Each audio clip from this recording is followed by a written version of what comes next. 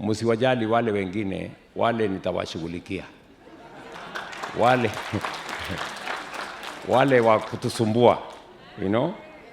Wale wa pepo mbaya ya ukabila na chuki, wale nitawashughulikia.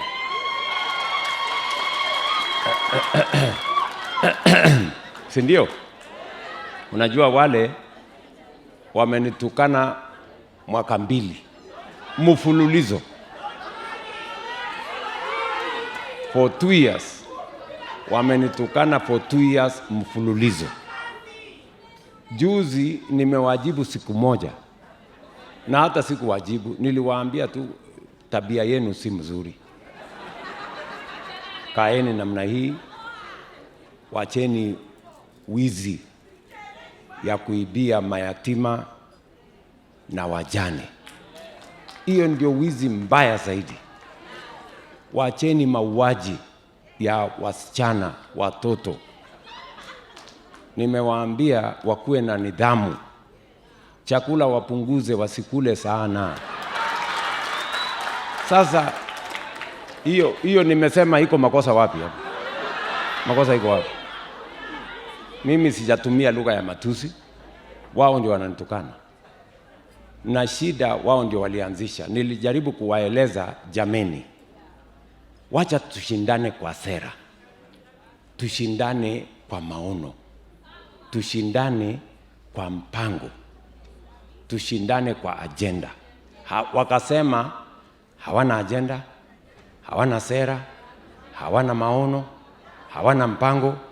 Ati mpango yao yote ni William Ruto.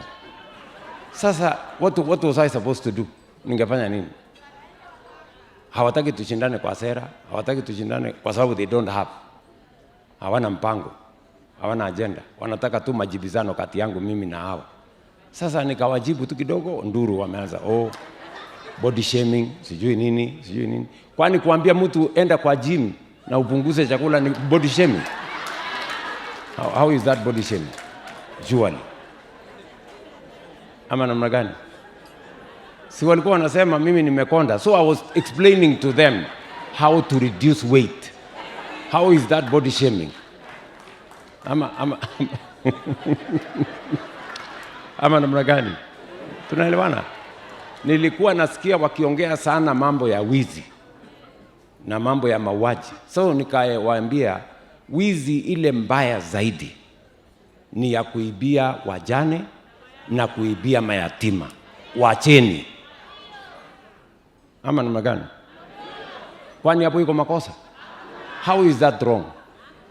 How is that unpresidential?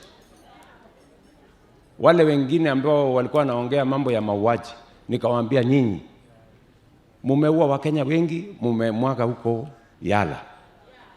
Mumeua wasichana, watoto, mumewaua, mumewafanyia mambo mabaya. Wacheni. How is that unpresidential? Kwani kwa makosa kuambia watu wawache mambo ya kuua wengine? Yeah. So na bado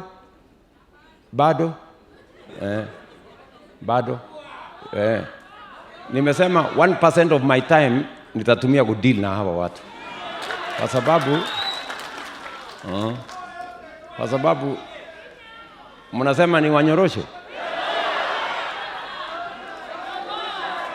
Ni wanyoroshe hawa. Wawache kuua wasichana wetu. Wawache kuweka watu ribayala. Wawache kuibia wajane. Wawache kuibia mayatima. Nitawaeleza mpaka watakupata. Yes.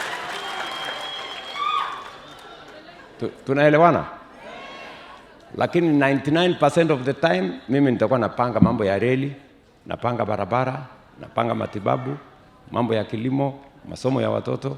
Lakini 1% inatosha hawa watu ni deal na hawa.